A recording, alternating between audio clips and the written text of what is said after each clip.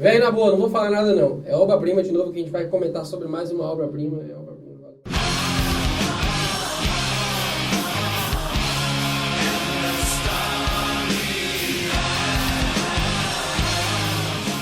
Imaginations from the Other Side. O álbum foi lançado em 1995 da consagrada banda alemã Blind Guardian, que era uma banda que até então, veja você, cara, não era uma das mais badaladas ali da Europa, que está nem da Alemanha. Era uma banda que já tinha lançado, na minha, ao meu ver, né, que eu gosto muito da banda, álbuns sensacionais, como por exemplo o Tales from the Twilight World e o Somewhere Far Beyond. Mas mesmo assim ainda era uma banda aí muito vista em um ramo muito amplo de bandas de speed metal. Era uma banda que praticava um estilo bem característico de speed metal, bem simples assim. Ainda não tinha a riqueza dos arranjos que começava a fazer ali a partir do terceiro álbum. Querendo ou não, tinha gente que considerava apenas mais uma banda, né? Pois é, né? Por incrível que pareça. Hoje, quando você observa os outros álbuns da banda, qualquer um, né, você vai reconhecer que é um álbum foda. Mas até ali, o Blind Guardian não era a imagem que a gente tem dele hoje. Não tinha a imagem que a gente tem dele hoje. Mas esse álbum foi o álbum que abriu todas as portas para os caras. É o álbum referência da carreira deles. Você dizer que é melhor do que um ou outro, isso é coisa de gosto. Mas, de maneira geral, e de vendas também, é o álbum um dos álbuns mais destacados da banda, né? É um álbum que contém um maior número de clássicos também, né? Se você for se basear pelo set list de vários shows da banda, os caras têm que tocar pelo menos 4 músicas desse álbum. No mínimo. Então, cara, o álbum é clássico demais. 1995 foi o ano de nascença dele. Foi produzido pelo Flemming Rasmussen, amigaço de Jason Newsted, porque ele gravou o Master of Puppets e gravou o Injustice for All, que é um álbum que a gente sabe que praticamente não dá pra escutar o baixo. E a gente só faz esse tipo de coisa quando a gente é muito amigo da pessoa, né? Não, Jasonzão? Então ele tem a sua culpa nisso daí também. Foi criticado por isso, apesar de ter ganhado Grammys até por esse trabalho mesmo do Injustice for All. E o cara também produziu outras bandas, como o Morbid Angel, o Artillery, cara. Então era um cara que sabia o que estava fazendo. Sim. O álbum foi gravado ali no Sweet Silence Studio, lá na Dinamarca. E a diferença desse álbum para os demais, né? Vamos lá falar sobre a formação da banda lá, né? É clássica, a banda não trocou assim tanto de membros, tem ali o seu núcleo bem estável, que é o Hansi Kirsch, é um vocalista lendário. O cara é praticamente um Chuck Norris do metal, né? Devido às brincadeiras que os caras fazem da potência da voz dele na internet. Tem também aí na sua formação André Albrecht, Marcus Sippen e Thomas Stout, né? Que depois saiu da banda, né? Porque na verdade foi quase expulso, né? Com pé na bunda. Segundo ele também não estava gostando muito da sonoridade que o Bad Guardian estava fazendo. Exatamente. Aí os caras falaram, então tá bom, abriram a porta e... Forte abraço, né? Mas o cara participou de uma era foda da banda. E fora que ele é um puta de um batera, velho. Pois é, então eles se concentraram ali na Dinamarca, né, cara? E esse álbum ele tem um diferencial. Ele é o primeiro álbum que tem um espaço maior de tempo entre um lançamento e outro, né? Porque o Somewhere Far Beyond ele foi lançado em 92. Anteriormente os caras lançaram um álbum por ano e eu acho que calhou assim de acontecer um monte de coisa, né? Parece que os caras sentiram que era o momento de fazer algo mais trabalhado e eles precisaram do tempo necessário para isso, né, cara? Então demoraram aí 3 anos para lançar o próximo álbum e esse tempo ele fez a diferença. Lançaram um petardo que, praticamente extrapola o heavy metal. Brian, exatamente. Como o Brian já falou, assim, eu acho que isso não é um clássico absoluto da banda, porque realmente eu acho que a partir desse álbum veio álbuns também. O Nightfall, exatamente. Lindo. Cada um vai escolher o seu favorito. Mas realmente, o Imaginations, exatamente até por esse tempo, de repente, esses 3 anos de diferença, eles tiveram mais tempo para criar esses arranjos, fazer algo. Mas realmente, assim, o Somewhere Far Beyond ele já vinha mostrando que ele já ia mudar um pouco a tonalidade da banda. Se você for pegar ali os primeiros álbuns, ali, o For the Blind, o Battles of Fear, Speed Metal Cru, que você pode até pegar algumas pitadas de thrash metal. O Tales from Life from the World, ele já é um álbum mais trabalhado. Eu acho que assim, ele já tem composição. Mas continua ali ainda também naquela pegada do Power Metal bem veloz, né? E o Somewhere Far Beyond não, já começou a vir, né, com algumas faixas, né? Aqueles violões sensacionais e vários arranjos que se destacam, né? Que transformam partes acústicas, umas partes, né, orquestradas, que gerou o Imaginations from the Other Side. E que, como o Brian já comentou, né, um álbum, acho que que não tem, duvido, se alguém é fã de Blind Guardian, duvido não citar alguma faixa ruim desse álbum, né? Tem uma coisa que eu acho. Ó, o Slayer já tocou um álbum na íntegra, tocou 2 já, o Deep Purple, Metallica já fez isso, quem mais já fez? Megadeth. O Blind Guardian tem que escolher uma época, um determinado momento, para fazer um show especial do Imagination. Eles têm que tocar esse álbum na íntegra. Mas não é agora, não. Não, se eles não fizerem... Ó, 20 anos, de repente, né? Existe uma pressão, né, para que eles façam isso, mas o André deu até uma entrevista recente agora. Eu peço desculpas, eu não vou lembrar o nome. Sinners. O nome do blog é Sinners, eu vou colocar aí a descrição aí no vídeo para vocês, o link. Ele deu uma entrevista para esses brothers aí que ele fala que seria uma ótima ideia, né? Mas o André, a banda pensa que eles gostam de mesclar o repertório, eles gostam de fazer um mini best-of da banda em cada repertório. Por isso que eu falei que acho que vai chegar uma hora que eles fatalmente vão fazer isso, né, cara? Porque assim, ó, vamos falar sério, se trata de um álbum especial, cara. Não é um disco qualquer. Eu não estou dizendo que os álbuns anteriores e os que vieram depois são álbuns qualquer, não é isso que eu estou falando. Mas ali foi quando os caras, o Brian já falou a respeito da identidade que eles conseguiram ali, principalmente com Samuel Fabian, né? Mas eu acho que aqui eles tipo assim, eles cravaram, que nenhum homem chegou lá na lua e cravou a bandeira. Eu acho que eles fizeram isso, entendeu? Eles falaram, não, esse aqui é o nosso lugar e a gente está aqui, nós somos isso daqui. É bom tu ter tocado nesse assunto, porque eu lembro que eu vi uma entrevista também do Blind Guardian, que era com o André e com o Rince Curse. E ele fala isso, ele deixa um pouco claro que até aquele momento ali, eles eram uma banda que fazia um som meio genérico. E eles falaram não, cara, a gente quer ser o Blind Guardian, a gente quer ter uma identidade, a gente precisa fazer uma música que nos caracterize. E, porra, nasceu, né? E tenho certeza que eles conseguiram isso. Isso aqui é um álbum que tem muita identidade. Você escuta, se você conhece a banda, você escuta, sei lá, 20 segundos e você reconhece, porra, isso aqui foi o primeiro álbum deles que eu escutei. A gente escutou em 95 ainda, na época do lançamento deles. E, cara, vai chegar a hora, daqui no final do quadro, que o Brian vai me perguntar qual é a música. Eu não vou citar nenhuma música desse álbum.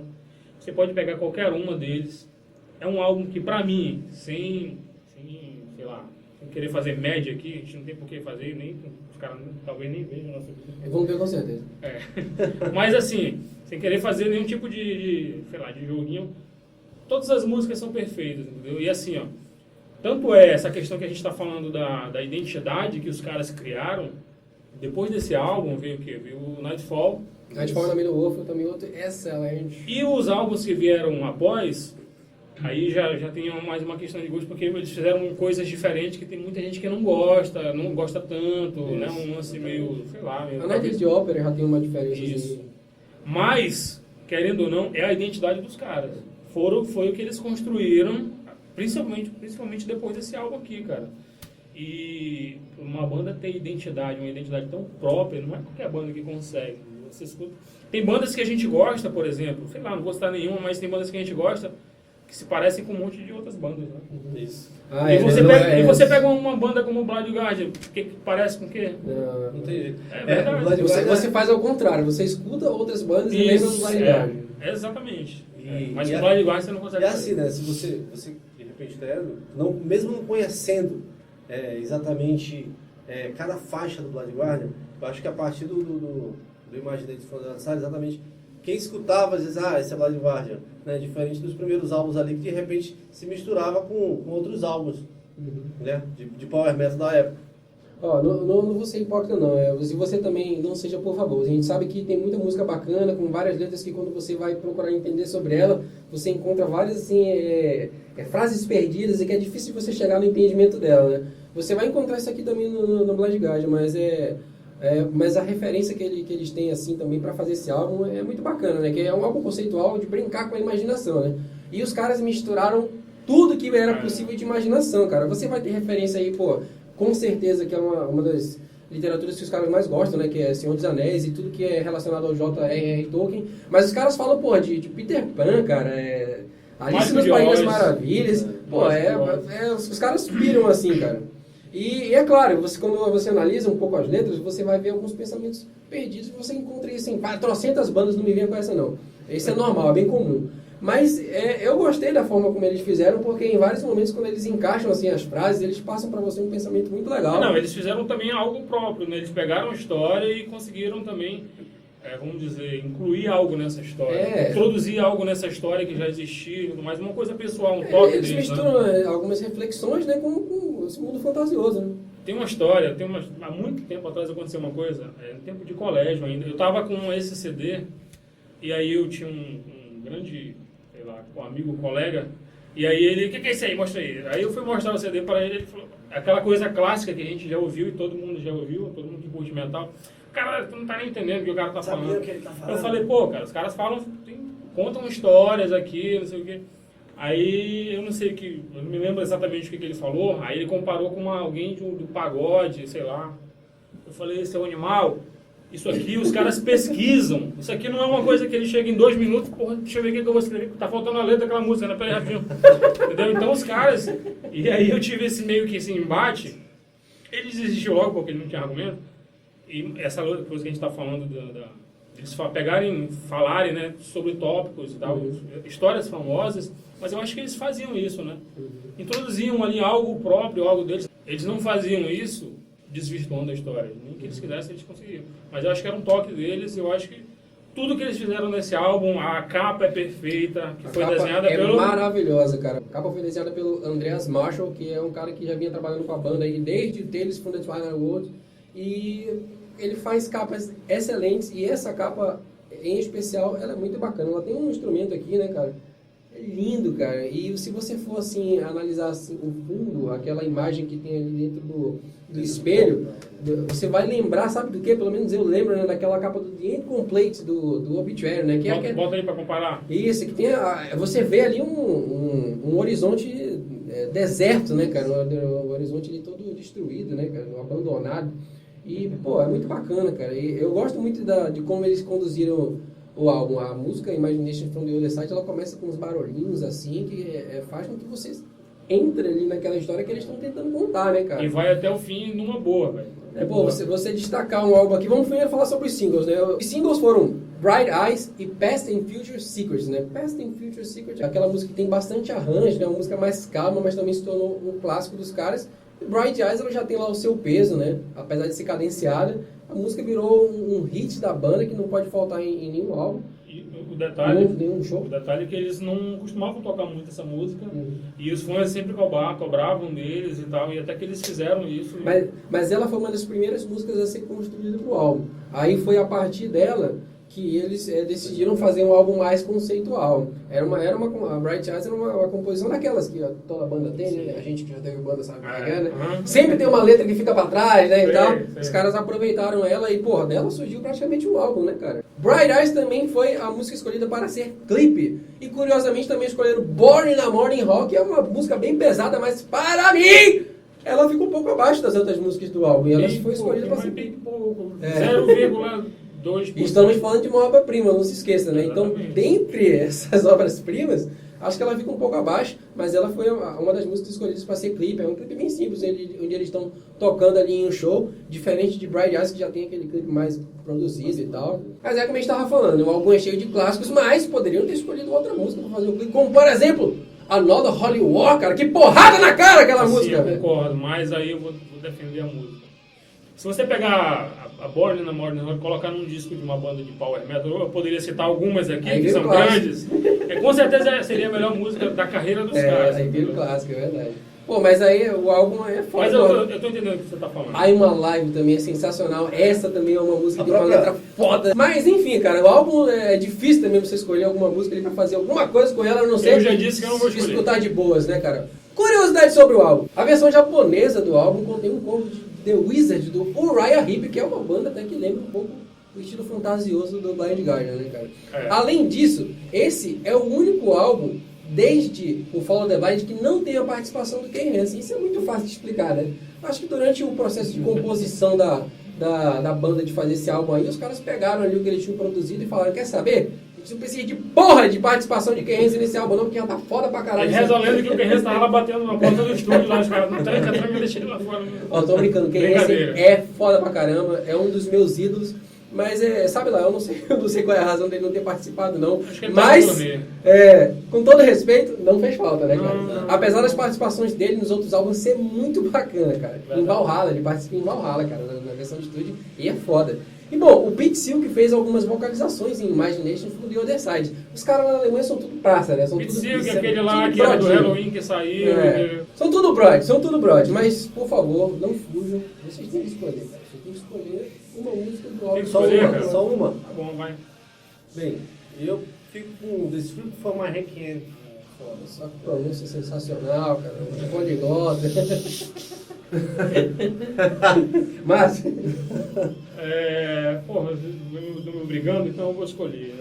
I'm Alive, que é uma porradaria desenfreada. essa aí é uma letra que eu gosto pra caralho. É nessa música que você consegue ver que o Thomas Dolphy é um puta de um batera, que ele dá umas viradas a lá, sei lá quem, muito foda. Ó, essa música, na verdade, ela é muito mais além do Blind Guardian. É uma das músicas que eu mais gosto, assim, de forever, da minha vida. Se eu tivesse que fazer uma coletânea, ela teria que estar nela. Na verdade, eu lembro que eu passei um tempo fora de Manaus, eu fui morar um tempo lá em Barbacena, né? Lá no Espírito Santo, e eu fiz uma coletâneazinha das músicas que eu mais gostava lá, cara. E, pô, com certeza estava lá no meio. And the Stories Ends, cara. Essa música ela fecha o álbum, fecha de forma extraordinária. É uma música longa, mas ela é linda demais e extremamente pesada, né? Ela é cheia de reviravoltas, tem vários climas ali, tem partes lentas e partes extremamente pesadas e partes mais leves, né? Tem muita participação dos guitarristas, que eles cantam tanto em estúdio, né, fazem os backing vocals, como ao vivo também os caras Você fazem. arrebenta ao vivo cantando, né, cara? Muito mesmo. E a forma como o Hans Kirsch canta nessa música é espetacular, né? É de Aquelas músicas que a gente pode dizer que extrapola o metal, né, cara? Extrapola, cara. É uma música assim que mostra o quanto ele não gosta da garganta dele, né? E é uma coisa que vale a gente destacar, né? Eu acho que foi o primeiro álbum que o Hans Kirsch ele usa praticamente toda a potência da voz dele, né, cara? Que antes ele cantava de forma diferente. Mesmo, né? E ele usava aquela voz rasgada dele para atingir agudos que só aquela moçada do atinge, né? E ele atingia na violência. Na grosseria. Na grosseria, cara. Né? Não é por isso que os caras exaltam tanto ele como vocalista, né? E é até uma pena, na verdade, vamos ser sinceros, né? Porque esse tipo de música é difícil você ter o mesmo desempenho dela de estúdio. Ao vivo, por exemplo, é difícil. Ao vivo ele muda algumas coisas. Tem uma curiosidade sobre o Hans Kirsch, né? Que esse foi o último álbum que ele fez. Teve a função como baixista, né? Sim, Também, né? verdade. Então, a partir daí, das turnês, que ele ficou só como vocalista, a moçada declarava muito que ele era muito paradão, de palco, não tinha Ele não presença tinha de palco. muito... Mas aí eu vou defender daquilo que o Brian acabou de falar, né? Ele compensava com as vocalizações dele, né? Espetaculares. Ele é assim, ele sabe como é que ele me lembra muito a postura dele de um outro parceiro dele, né, de nacionalidade pelo menos. É o Michael Kiske.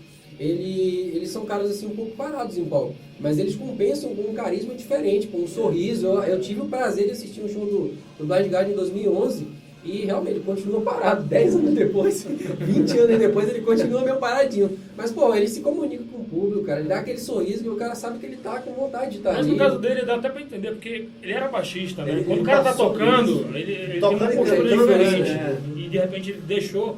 Beleza, né? Que você faz um falta, tempo, né? Eu acho que ele sentia falta. É isso aí, cara. A gente já falou bastante de Imaginations from the Other Side. Eu acho que agora tá na hora da gente escutar de novo esse clássico, porque nunca se enjoa de um clássico, né? Nunca. É isso aí. Assine o canal e apoie o Metal. Valeu, moçada. Porra, velho, na boa, a gente falou pra caralho. Porra, mas é um álbum que dá gosto de falar, cara.